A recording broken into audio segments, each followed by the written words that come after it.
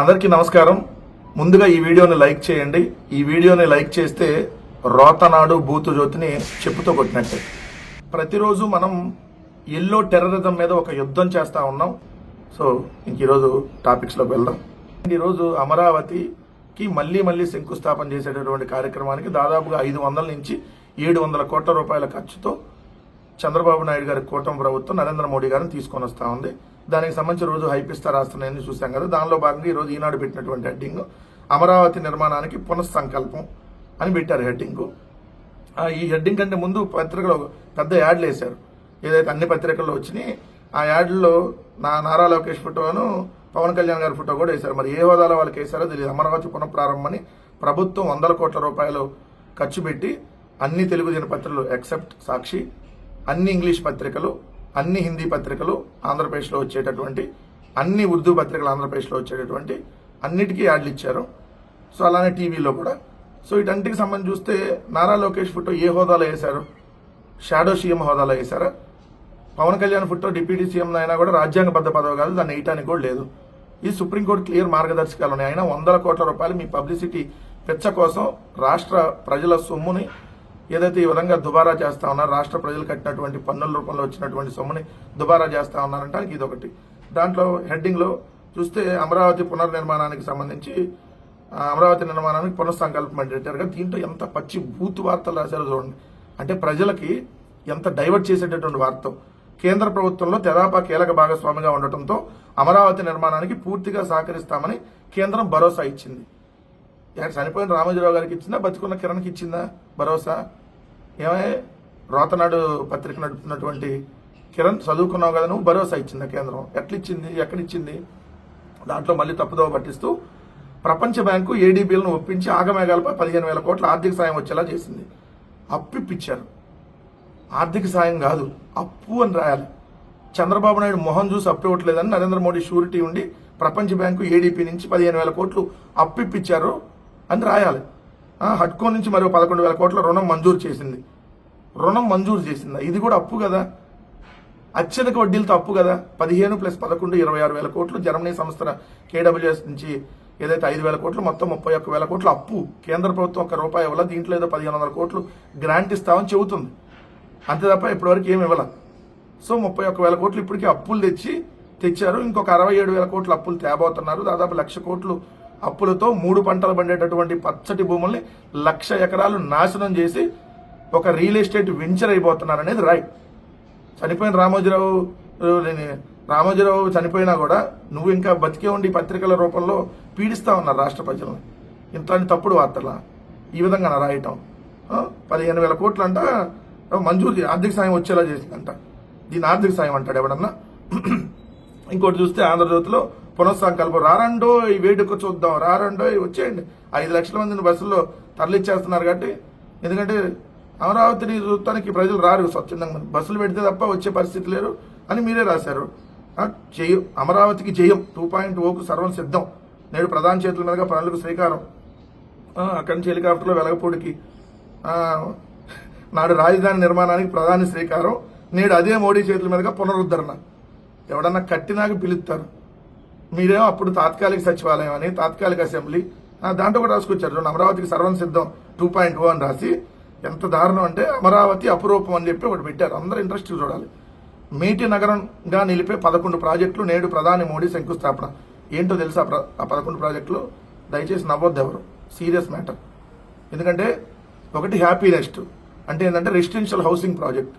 ఇది అమరావతికి తలమానికం వాళ్ళు చెప్పేది. 2 ఎమ్మెల్యే ఎమ్మెల్సీ ఐఏఎస్ల భవనాలు, ఇది తలమానికం రాష్ట్రానికి. మంత్రులు జడ్జిల బంగ్లాలు 3 తలమానికం, అపురూపం. 4 iconic assembly, 5 iconic high court, 6 principal secretary ఐఏఎస్ల బంగ్లాలు, 7 రాజధాని కోసం భూములు ఇచ్చినటువంటి వాళ్ళకి ఏదైతే ఎల్పిఎస్ ఇన్ఫ్రా అంట వాళ్ళు దాన్ని అమలు చేసి వాళ్ళకి రిటర్నబుల్ ఫ్లాట్లు ఇస్తారంట అది. ఇంకోటి ఐకానిక్ సచివాలయం టవర్లు 8, 9 వరద నివారణ పనులు. రాజధానిలో వరద సమస్యలు శాశ్వతంగా నివారించడానికి వీలుగా 5,944 కోట్ల వ్యయంతో 13 ప్యాకేజీలో పనులు చేపడుతున్నారు. ఇది అపురూపం ఇది. 10 ట్రంక్ ఇన్ఫ్రా వర్క్స్ అంట, అంటే కేబుల్, రోడ్డు వర్క్లు వేస్తారు కదా అది. ఇంకోటి కూడా రోడ్డు అనుబంధ పనులు 11. ఇవి అమరావతిని మేటి నగరంగా నిలిపే 11 ప్రాజెక్టులు అంట. ఏదన్నా మున్సిపాలిటీలో కట్టరా? మున్సిపల్ ఆఫీసర్కి సంబంధించినటువంటి మున్సిపాలిటీ బిల్డింగు, జిల్లా ఆఫీసర్కి వస్తే జిల్లా కలెక్టర్ కార్యాలయం, అక్కడ రోడ్లు, అక్కడ గవర్నమెంట్ గెస్ట్ హౌస్లు కట్టరా? జిల్లాలో కూడా కడతారు కదా, ప్రతి జిల్లా హెడ్ క్వార్టర్లో. ఇప్పుడు రాష్ట్రాల్లో కామన్గా ఏంటి? అసెంబ్లీ, సచివాలయం, హైకోర్టు, ఏదైతే ఐఏఎస్ బంగళాలు, ఏదైతే ఎమ్మెల్యే ఎమ్మెల్సీ క్వార్టర్స్, ఈ రోడ్లు ఈ కామన్గా వేసేది కదా. దీంట్లో కొత్తగా చూడండి, అసలు వరద నివారణ పనులు అంట.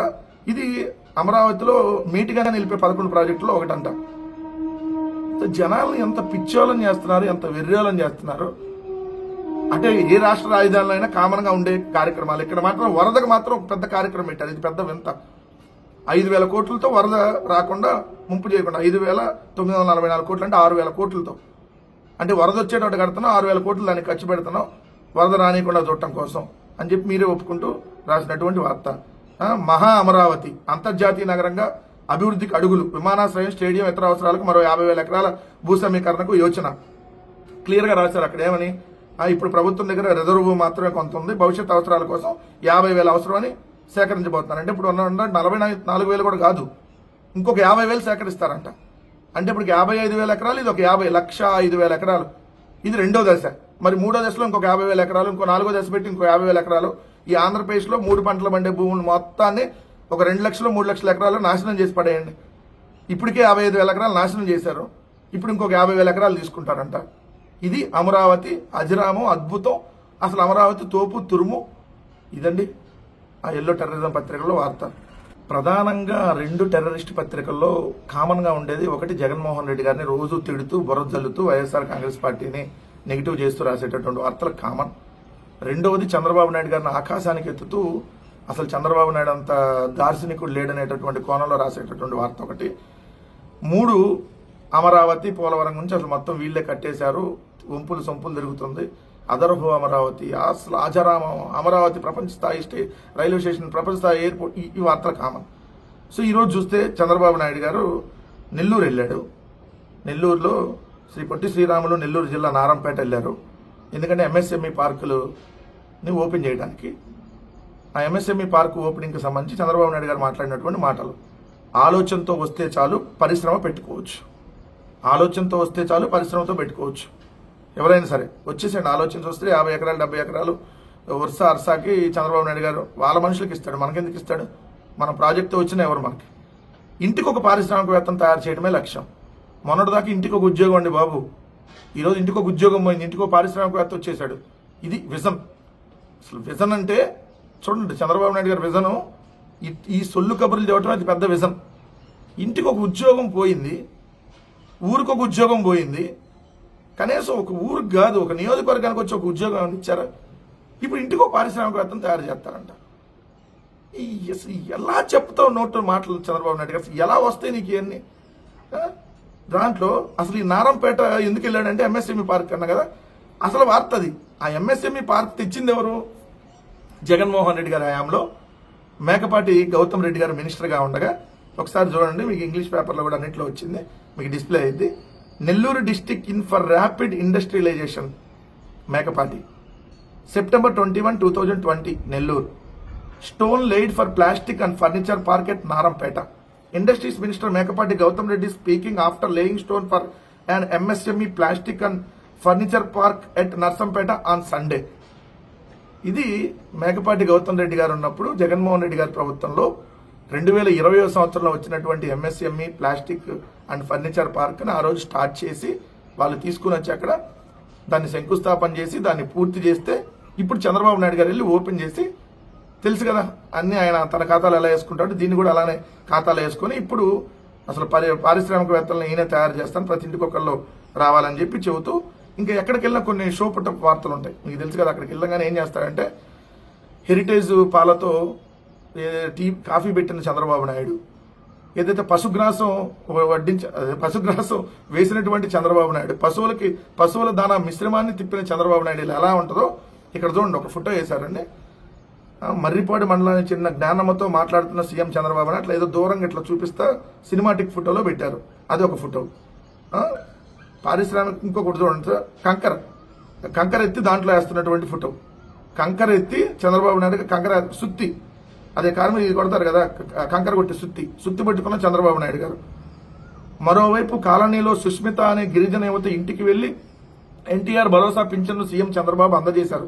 సుష్మిత తల్లిదండ్రులు అంకోజీ సుమ సోదరుతో మాట్లాడి వారి యోగక్షేమాలు తెలుసుకున్నారు. సుస్మిత కుమార్తె చైత్రికతో కరచాలన ఇవ్వడంతో వాళ్ళ సంతోషానికి అవధులు లేవు.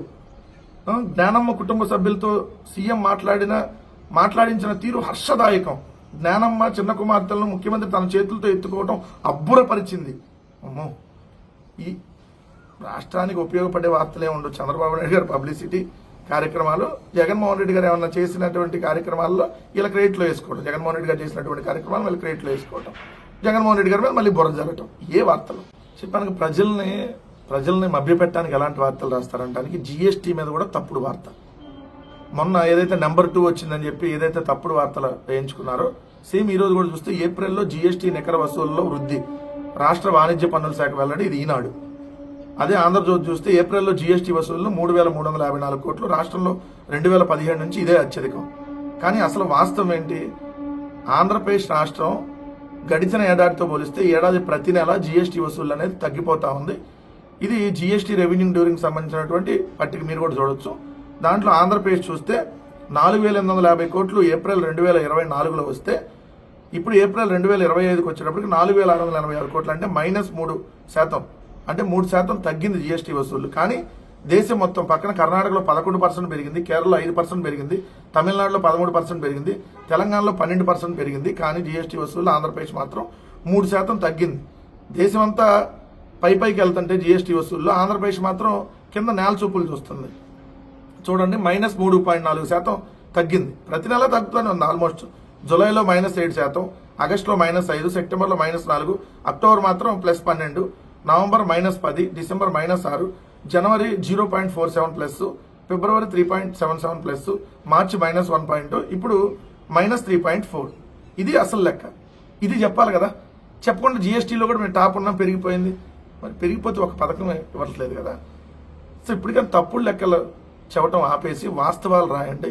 అంటే మీరు రాయరనుకోండి, ఎన్నిసార్లు చెప్పినా మనిషికో మాట గొడ్డుకో దెబ్బ అంటాం. ఇలాంటి టెర్రరిస్టులకి ఏ విధంగా చెప్పినా అది అర్థం కాదు కాబట్టి ఇలానే ప్రజలు మభ్యపెట్టే వార్తలే రాస్తారు. మొన్న సింహాచలం దేవాలయంలో గోడ కూలి, నాణ్యత లేనటువంటి ఒక గోడ కాలు పెట్టి తంతే పడిపోయేటటువంటి ఒక తాత్కాలిక గోడ నిర్మించడం వల్ల 7 చనిపోయినటువంటి సంఘటన తెలుసు. దానికి సంబంధించి ఆ గోడ మీద వార్త అడ్డగోలుగా కట్టేశారు. డ్రాయింగ్ లేదు, ఉత్తర్వులు లేవు, నోటి మాటతోనే అంతెత్తు గోడ కట్టారు. సిమెంట్ పిల్లలు లేకుండానే ఈవో ప్రతిపాదనలపై నిర్ణయం తీసుకునే కమిషనర్ అయినా హడావిడిగా 5 రోజుల్లో నిర్మాణం పూర్తి. సింహాచలంలో ఇంజనీరింగ్ విభాగం నిర్వాహకం ఇది. ప్లాన్ మార్చారు, ప్రాణాలపై తెచ్చారు. విచారణ కమిటీ వేశారంట. మరి విచారణ కమిటీలో మంత్రులు కూడా ఎంక్వైరీ చేస్తారా? విచారణ కమిటీ వాళ్ళు మరి మంత్రులు కూడా ఎంక్వైరీ చేయాలి కదా. ఎందుకంటే 5 మంత్రుల కమిటీని వేశారు. డోలా బాల వీరాంజనేయ స్వామి, అదేవిధంగా హోంమంత్రిగా అనిత, కొండపల్లి శ్రీనివాసు, దేవాదాయ శాఖ మంత్రి అయినటువంటి ఆనం రామనారాయణ రెడ్డి, రెవెన్యూ మంత్రిగా ఉన్నటువంటి అనగాని సత్యప్రసాద్. ఈ 5 మంత్రులు కమిటీ వేశారు కదా.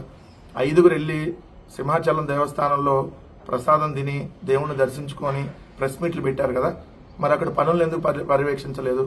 దీనికి బాధ్యతగా 1-2 అధికారుల్ని మీరు సస్పెండ్ చేస్తే సరిపోదు. ఎంటైర్ దీనికి బాధ్యతగా ఉన్నటువంటి ప్రతి ఒక్కరు దీనికి తీసుకోవాలి. 7 ప్రాణాలను తీశారు. ఇది గోడ కూలి కాదు, ఇది సర్కారు చేయించినటువంటి హత్యలు. సో ఖచ్చితంగా దీనికి సంబంధించి ముందు దేవాదాయ శాఖ మంత్రి ఇప్పుడు దాకా అక్కడికి పోలా, దేవాదాయ శాఖ మంత్రి రాజీనామా చేయాలన్నటువంటి ప్రధాన డిమాండ్. అది రాయండి. ఆ గోడలో దమ్ము లేదు, టెంట్ వేయడానికి మేకులు, ఇవన్నీ కరెక్టే. కానీ మొన్నటిదాకా వర్షం వచ్చి గోడ కూలిందని రాశారు కదా. వర్షం వల్ల, భారీ వర్షాల వల్ల గోడ కూలిందని రాశారు కదా.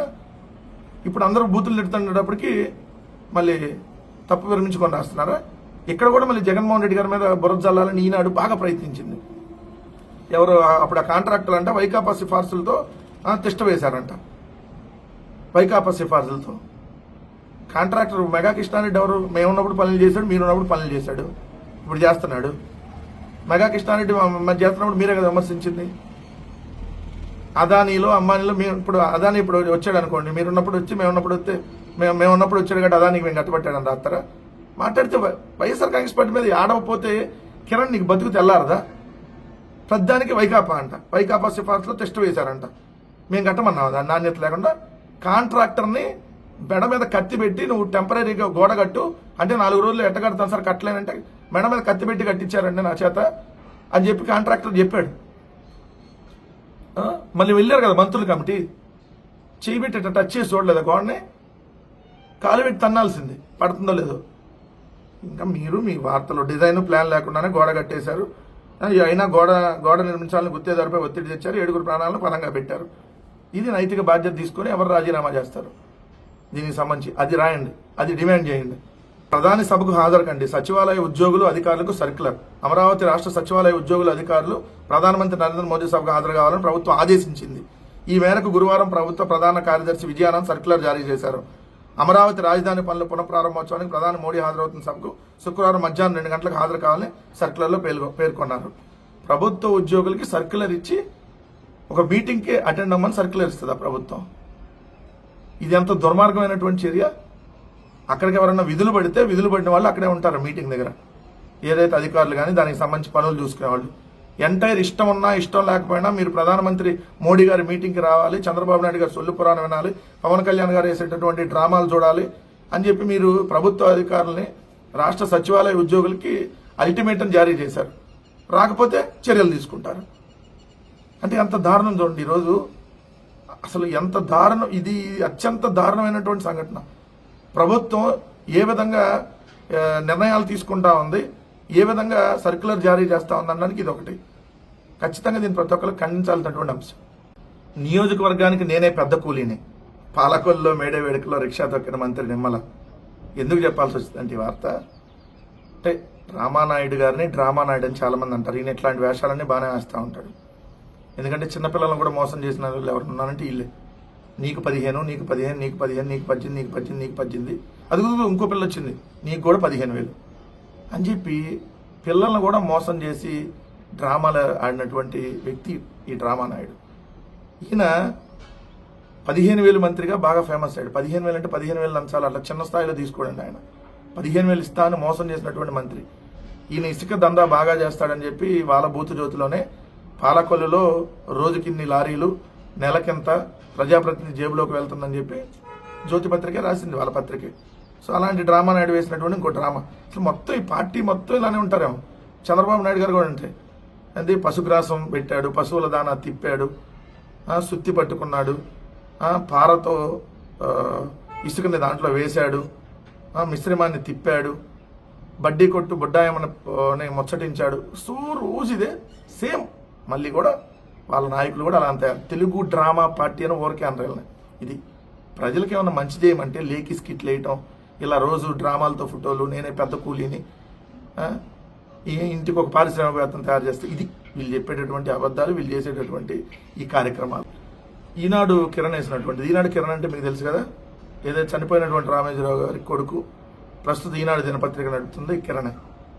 సో వాళ్ళ నాన్న తప్పు చేస్తే నాకేం సంబంధం, మా నాన్న తప్పు చేస్తే నేను దానికి బాధ్యుడినా, సో మార్గదర్శి ఫైనాన్స్లో తప్పులు చేస్తే దానికి నన్ను ఎట్లా మీరు బాధ్యులు చేస్తారు, మా నాన్నకి నాకేంటి సంబంధం అని మనం ఈ మధ్య కోర్టులో తెలిపినటువంటి వ్యక్తి ఈనాడు కిరణ్. దాన్ని సీఎంను కలవలేకపోయినా దివ్యాంగుడు, కాళ్ళు ఈడ్చుకుంటూ వస్తున్న సుధాకర్ను పక్కకు తీసుకెళ్తున్న పోలీసు. నెల్లూరు జిల్లా మర్రిపాడు మండలం డిఎస్పల్లికి చెందిన వెన్నపోస సుధాకర్ 34 సంవత్సరాల దివ్యాంగుడు, సరిగా నడవలేరు. గత ప్రభుత్వ హయాంలో దివ్యాంగ పెన్షన్ మంజూరైందంట, వైకాపా ప్రభుత్వం తీసేసిందంట. సో ఇప్పుడు చంద్రబాబు నాయుడు గారిని కలుద్దామంటే చెప్పుకుందామని వస్తే అవస్థలు పడుతూ వచ్చాడంట ఎంఎస్ఎంఈ పార్క్ వద్దకు. కానీ సీఎం రాకముందే ఆయన పోలీసులు పక్కకు తీసుకెళ్లారు. సీఎం ప్రసంగం ముగిసే వరకు రోడ్డు పక్కన కూర్చోబెట్టారు. సీఎం వెళ్ళిపోయాక సుధాకర్ నిరాశతో ఇంటి బాట పట్టారు. ఇది రాసింది వార్త. మరి చంద్రబాబు నాయుడు గారికి బారికేడ్లు కానీ పరదాలు ఏం కట్టుకోవడం, సామాన్యులు కలిసేస్తాడని రోజు ఫోటోలకు ఫోజులు ఇచ్చేటటువంటి కార్యక్రమంలో చెబుతున్నారు కదా. మరి దివ్యాంగుడు ఎలా కలవలేకపోయాడు? అది కూడా చూడండి వార్త. సీఎంను కలవలేకపోయాడు దివ్యాంగుడు. అదే జగన్మోహన్ రెడ్డి గారి హయాంలో జరిగితే సార్ సీఎం వస్తున్నాడని చెప్పి దివ్యాంగుడిని లాగిపారేశారు. ఈ సీఎం రోడ్ల మీద ఎవరిని కలవడా? ఈ సీఎం ఇంతేనా? జగన్ కలవడానికి వచ్చినటువంటి దివ్యాంగుడిని పోలీసులు ఈడ్చుకెళ్లారు, లాక్కెళ్లారు అని రాశారు కదా. ఇక్కడ చూడండి, మరి సుధాకర్ను పక్కకు తీసుకెళ్తున్న పోలీసు ఈడ్చుకుంటూ అని రాసేవాళ్ళు. అదే జగన్మోహన్ రెడ్డి గారు హయాంలో అయితే సుధాకర్ను ఈడ్చుకుంటూ తీసుకెళ్లిన పోలీసులు, దివ్యాంగుడిని ఈడ్చుకుంటూ లాక్కెళ్తూ తీసుకెళ్లిన పోలీసులు. ఇక్కడ చూడండి, పక్కకు తీసుకెళ్తున్న పోలీసులు అంట. ఎంత తేడా వార్త రాశారు. మళ్ళీ దాంట్లో జగన్ గారి ప్రభుత్వం ఇవ్వలేదంట. ఇది కూడా ఇంకొక పచ్చి అబద్ధం. ఆల్రెడీ పెన్షన్ జగన్మోహన్ రెడ్డి గారి హయాంలో వాళ్ళకి వచ్చింది. ఏదైతే 10 ఎకరాలు వాళ్ళకు ఆ కుటుంబం అందరం కలిపి 10 ఎకరాలు ఉంది అనేది ఇప్పుడు ఏదైతే మళ్ళీ వీళ్ళు పెన్షన్లు తీసేస్తున్నారు కదా, దాదాపు 3 లక్షల మంది పైగా పెన్షన్లు తొలగించారు కదా ఈ 10 నెలల కాలంలో. దానిలో భాగంగా ఇప్పుడు ఆయన పెన్షన్ పోతే దాంట్లో చూడండి, అది కూడా జగన్మోహన్ రెడ్డి గారి ప్రభుత్వం మీద బురద చల్లాలని. సార్ జగన్మోహన్ రెడ్డి గారి ప్రభుత్వం తీసేస్తే మరి 10 నెలల కాలంలో మీరు ఎందుకు ఇవ్వలేదా పెన్షను? మరి ఇది చెప్పాలి కదా. సో ఎంత భూతు వార్తలు రాస్తారు చూడండి. సీఎం దృష్టికి తీసుకుని వెళ్తుంటే దివ్యాంగనే పక్కకు లాక్కెళ్ళిపోయారు పోలీసులు కలవనీయకుండా. అది రాయండి. ఆయన పోలీసులు కలవలేకపోయాడంట కాదు, కలవనీయకుండా లాక్కెళ్ళిన పోలీసులు, ఇది దుర్మార్గం. అది కదా రాయాల్సినటువంటి వార్త. అదే జగన్మోహన్ రెడ్డి గారి ప్రభుత్వంలో అయితే అట్లా రాస్తారు. మీ ప్రభుత్వంలో జరిగింది కాబట్టి ఏ విధంగా సైడ్ చేస్తా రాశారో చూడండి ఒకసారి. కడుపుకి అన్నం తినేవాడు ఎవ్వడు కూడా ఇలాంటి వార్తలు రాయడు. గేదెలకు పెట్టేటటువంటి ఎండుగడ్డి, పచ్చిగడ్డి, దానా మిశ్రమాన్ని కలిపి తినేవాడు ఇలాంటి వార్త రాస్తాడు. మరి ఆంధ్రజ్యోతి రాధాకృష్ణ గారు మీరు సమాధానం చెప్పాలి. ప్రధాని వస్తుంటే జగన్ జంప్. ఒకరోజు ముందే బెంగళూరుకు చెక్కేసిన మాజీ సీఎం. అమరావతి పనుల శ్రీకారానికి ప్రత్యేకంగా ఆహ్వానించిన ప్రభుత్వం. రాజధాని పనుల పురోగతి ఓర్వలేకనే డుమ్మ. జగన్మోహన్ రెడ్డి గారిని ప్రత్యేకంగా ఆహ్వానించారా? ఎక్కడ, ఎవరు, ఎప్పుడు? జగన్మోహన్ రెడ్డి గారు మాజీ ముఖ్యమంత్రి, కానీ మీరు ఆయన్ని 2వ తారీఖు శంకుస్థాపన కార్యక్రమం అయితే, ఇది మళ్ళీ శంకుస్థాపన కార్యక్రమం 2వ తారీఖు కూడా జరుగుతుంటే, ఆ 2వ తారీఖు జరిగేటటువంటి శంకుస్థాపన కార్యక్రమానికి మొన్న సింహాచలంలో ఇన్సిడెంట్ జరిగింది కదా 30వ తారీఖు అంటే నిన్న 1వ తారీఖు, వాళ్ళు 2. 30వ తారీఖు జగన్మోహన్ రెడ్డి గారి ఆఫీస్ దగ్గరకు వచ్చి, జగన్మోహన్ రెడ్డి గారు లేనటువంటి సమయంలో వాళ్ళ పిఏకి ఎవరు కూడా ఒక సామాన్య ఎంప్లాయీతో తీసుకొని వచ్చి ఏదైతే ఇన్విటేషన్ ఇప్పించారు, దీనికి ప్రత్యేకంగా ఆహ్వానించారంట. దీనికి జగన్మోహన్ రెడ్డి గారు జంప్ అంట. కడుపుకి అన్నం తినే రాస్తావు ఈ వార్త. ప్రత్యేకంగా ఆహ్వానించడం అంటే ఎట్లా తెలుసా? ఏ హోదా ఉందని ఈరోజు చిరంజీవి గారి దగ్గరికి వెళ్ళి రాజధాని అమరావతి పునఃప్రారంభోత్సవానికి హాజరు కావాలంటూ మెగాస్టార్ చిరంజీవికి ఆహ్వాన పత్రికని అందిస్తున్న ముఖ్యమంత్రి చంద్రబాబు. చిరంజీవి గారి దగ్గరికి వెళ్ళాము, చంద్రబాబు నాయుడు గారు స్వయంగా వెళ్ళి ఇన్విటేషన్ ఇచ్చి వచ్చాడు. కనీసం ఇక్కడ మీ మంత్రులు కమిటీయో ఇంకొకళ్ళు వచ్చి కనీసం ఇన్విటేషన్ ఇవ్వలేదు. ఎవరో ఒక ఎంప్లాయీ చేత, ఒక చిన్న ఎంప్లాయీ చేత పంపించేసి జగన్మోహన్ రెడ్డి గారిని మీరు ఇన్విటేషన్ ఇచ్చి ప్రత్యేకంగా ఆహ్వానించాం రమ్మని అంటే పిలిచాము రాలేదని చెప్పి మళ్ళీ అదొక దుష్ప్రచారం చేయటం కాదా ఇది? 1,00,000 ఎకరాలు 3 పంటలు పండేటటువంటి భూముల్ని నాశనం చేసేటటువంటి కార్యక్రమానికి మీరు శ్రీకారం చుట్టి దానికి జగన్మోహన్ రెడ్డి గారు ఇన్విటేషన్ ఇచ్చి, ఎందుకంటే ఇప్పుడు 14 మందిని వీఐపీలు, మోస్ట్ ఇంపార్టెంట్ పీపుల్ అని మీరు అక్కడ డయాస్ మీద ఆల్రెడీ ముందే డిసైడ్ చేసి పెట్టారు. సో జగన్మోహన్ రెడ్డి గారికి ఒక ఎంప్లాయీ చేత, చిన్న ఎంప్లాయీ చేత, ఉద్యోగి చేత పంపించేసి రాలేదని చెప్పి దుష్ప్రచారం చేయటం. ప్రజలు కూడా దయచేసి గమనించండి ఏ విధంగా వీళ్ళు బుర్ర చల్లుతా ఉన్నారు జగన్మోహన్ రెడ్డి గారి మీద, వైఎస్ఆర్ కాంగ్రెస్ పార్టీ మీద.